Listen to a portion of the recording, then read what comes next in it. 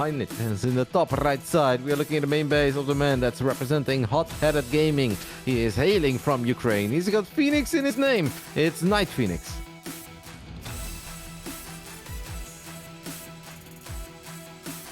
And his opponent, spawning down in the bottom left for the Platinum Heroes.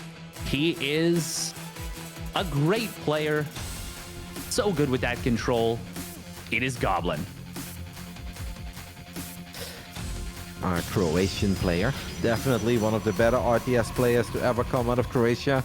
In the Warcraft 3 days, we had a man called Zeus, who was very good. I don't know if that rings any bells to you, Steadfast, but he was on the same team as Grubby and Todd. He was big, but I think Goblin is even bigger.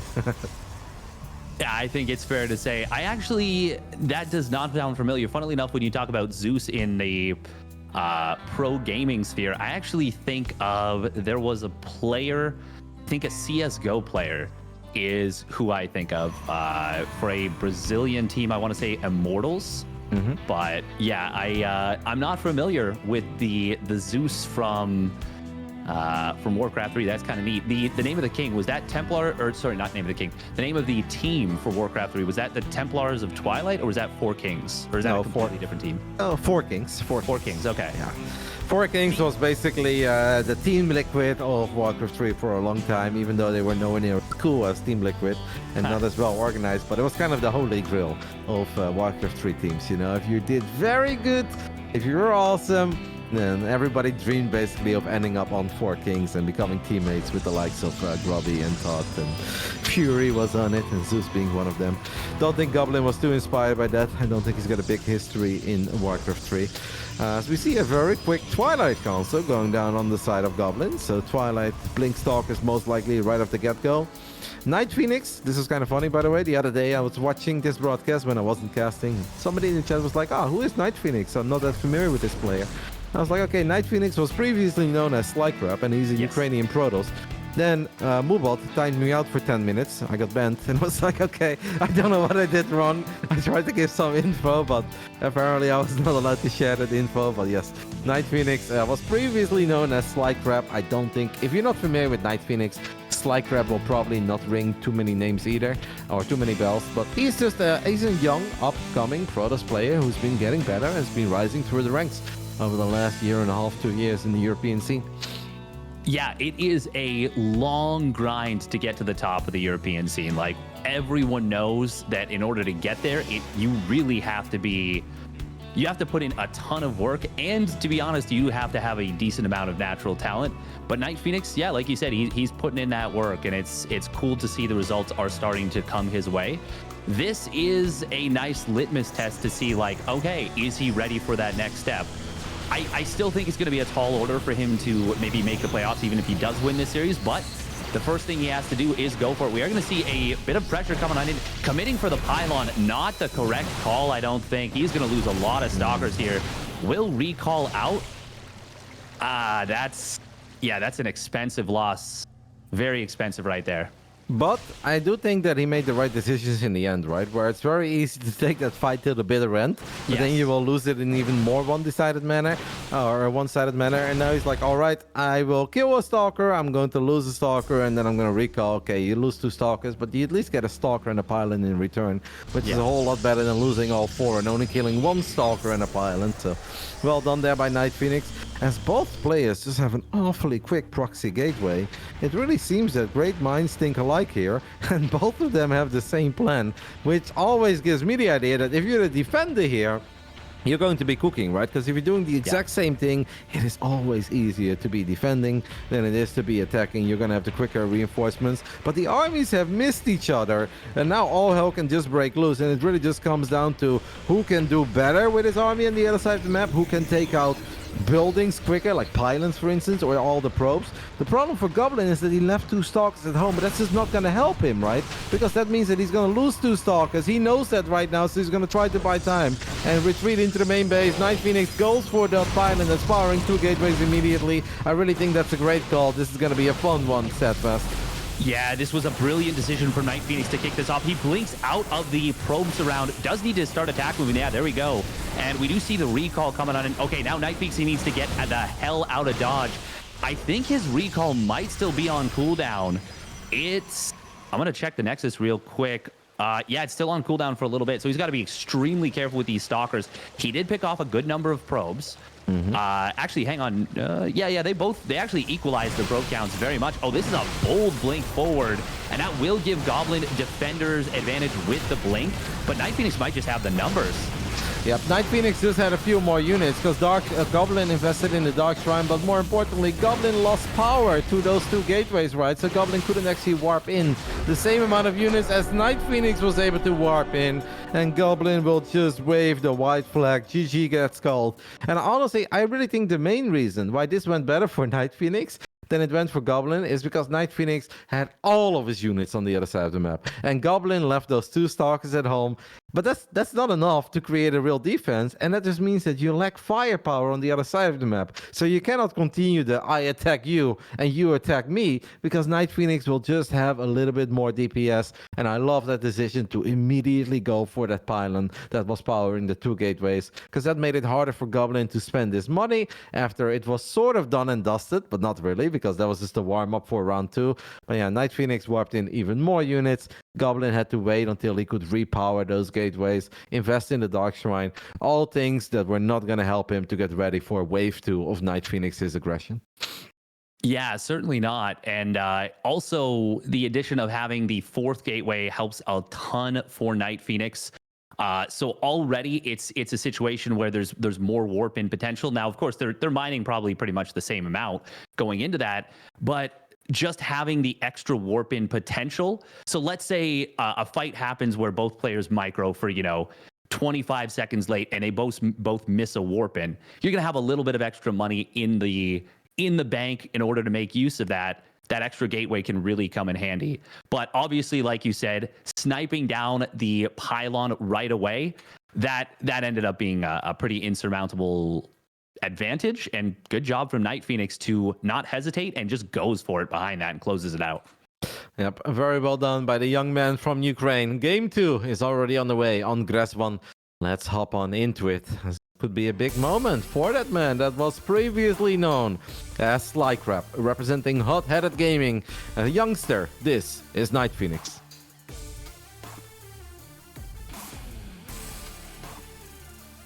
And his opponent spawning down in the bottom right for the Platinum Heroes. He is on the ropes. He needs your energy. Give it up for Goblin.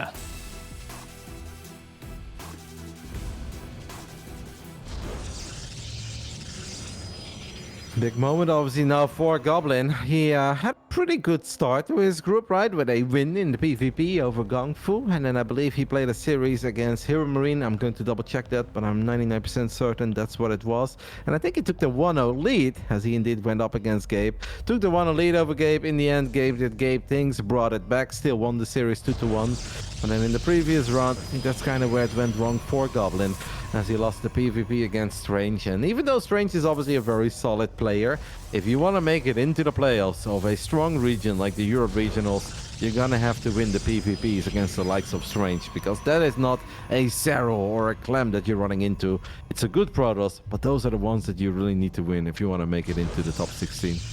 Yeah, absolutely. It's not the kind of situation that you want to find yourself in, having gone down in that situation. Now, even compounding the pain of that loss to Strange was the fact that in the series versus Hero Marine, he actually was in a winning position in game number 2 as well, after going up 1-0.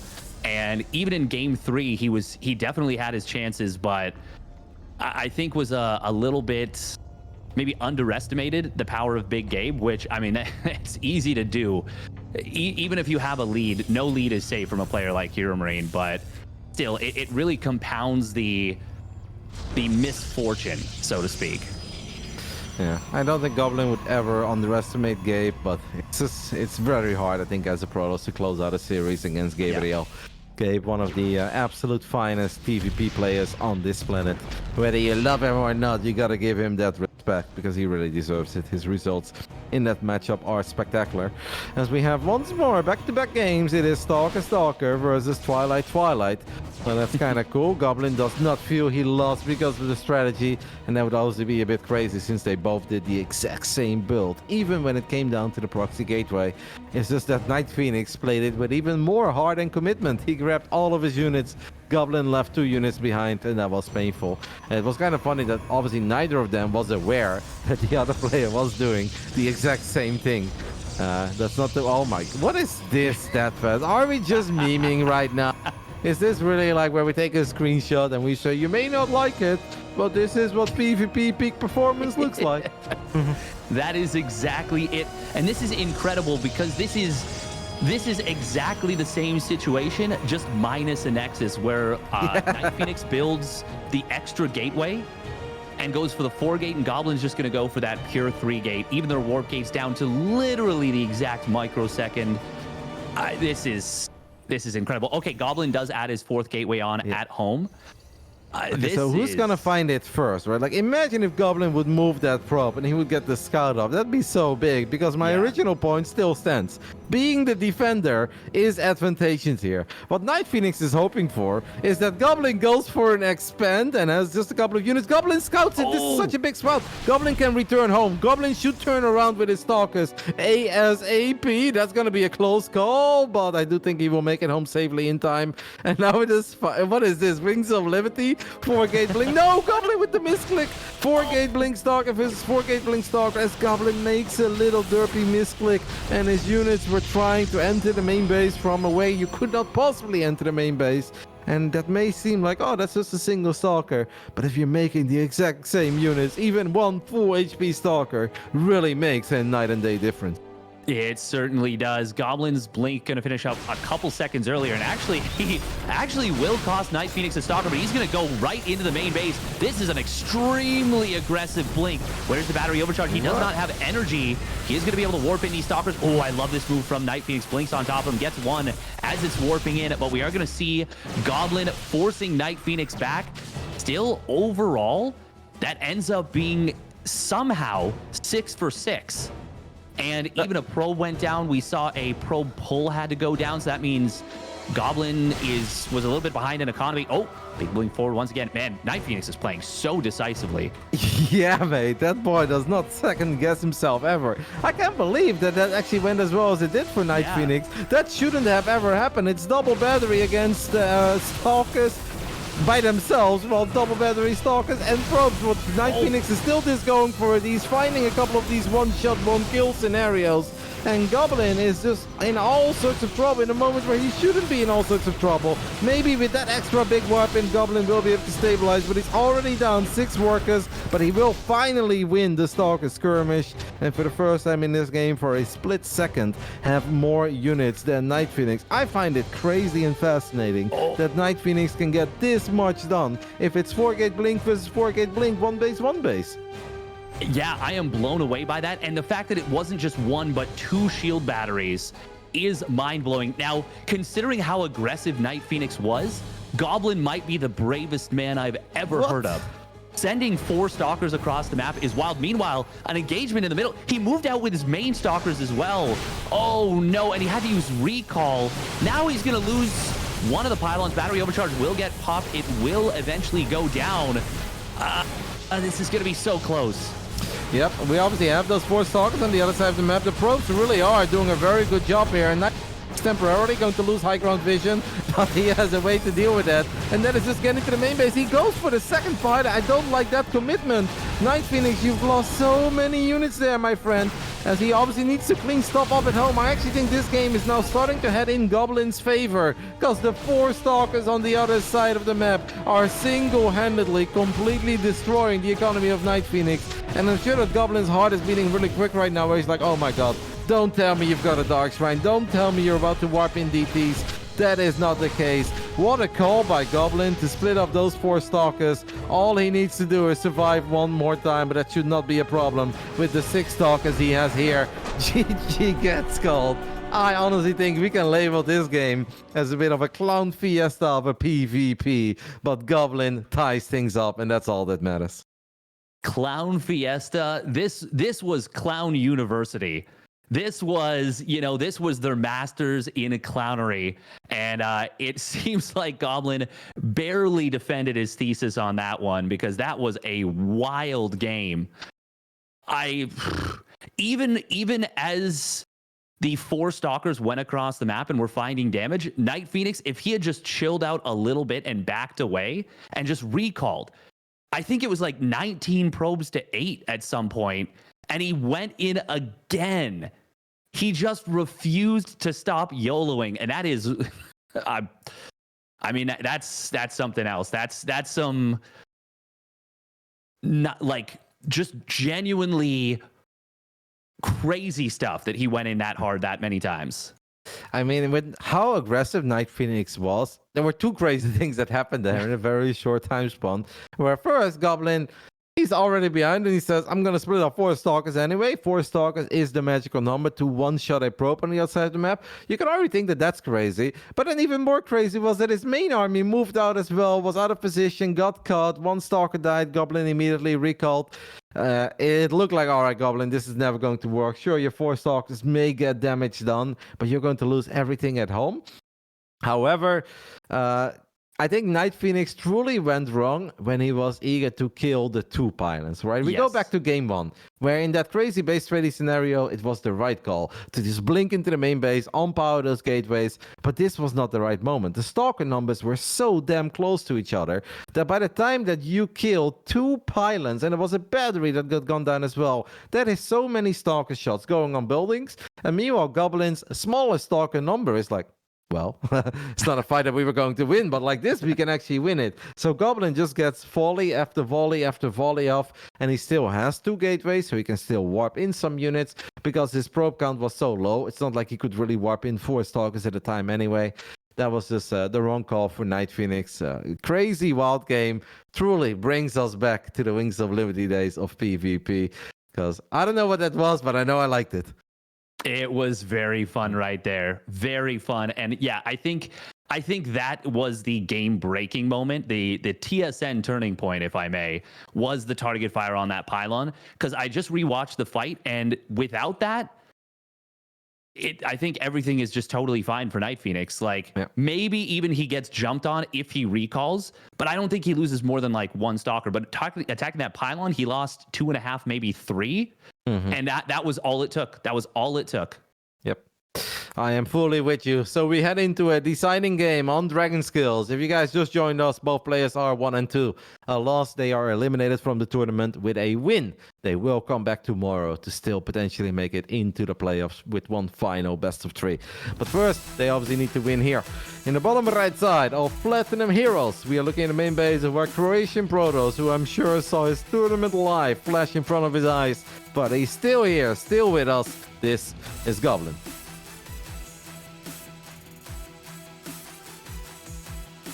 And his opponent spawning up at the top left for Hot-Headed Gaming.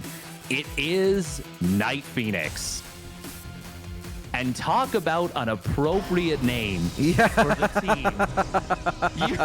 You could not pick that better. I love it, man. After the first 2 games, you can absolutely call him a hot-headed gamer. Yeah. It's like, I'm just glad he's not an evil genius, man. If he takes the team names that serious, it's like, oh no. There's truly no need for you to become an actual evil genius. Or, I don't know, I'm sure there are even worse names out there that you could live up to, but that's funny. He truly is a hot-headed video gamer. Yeah, seriously, that was... Game 1 was already like so decisive, and you're like, okay, this is good. He's showing some killer instinct. Game 2 was like, wow, he really just does not wear seatbelts in cars, does he? He is just going for it. The boy likes to live dangerous. What is also just really funny is that 2 games in a row, 2 of these guys do the exact same build order, or both of these guys rather, right? In the first game, it's like, all right, Stalkers expand, but then Proxy Gateway, and then we're going to apply some pressure with our Blinky boys. And then in game 2, they're like, Blink Stalkers of 2 base is good, but it's even better. I think of the Drake meme, like 2 base, 1 base, 4 Gateway Blink Stalker. Yeah, it's really cool and very unique that you see the 2 exact same builds to a T being executed on 2 different maps while the guys were not even aware of it, right? It's not like they scouted, oh, you do that, I do that. No, those were decisions that were made in the dark and they made the exact same decision. That's not the case though here in game 3. Goblin is going for the max specs. The original 1 gate fast expand, it was that Nexus before Cybercore, by the way? No, it was okay, so this was actually a really interesting setup. Oh, that's kind of cute. He locks this out, but of course there's a stalker here anyways. So I want to talk about telegraphing builds and telegraphing what you're doing, because what NightPhoenix did, there was a point where the Zealot got a bunch of damage on the probe, but the probe could have blocked the Nexus. And at this level, players know the timing of when you're going to build this. And he didn't go to block it. He went directly out of the base, tried to kind of come in from a weird angle, but he has basically telegraphed super hard what he's doing. And I'm a little bit concerned right here for NightPhoenix that this could end up biting him super hard now.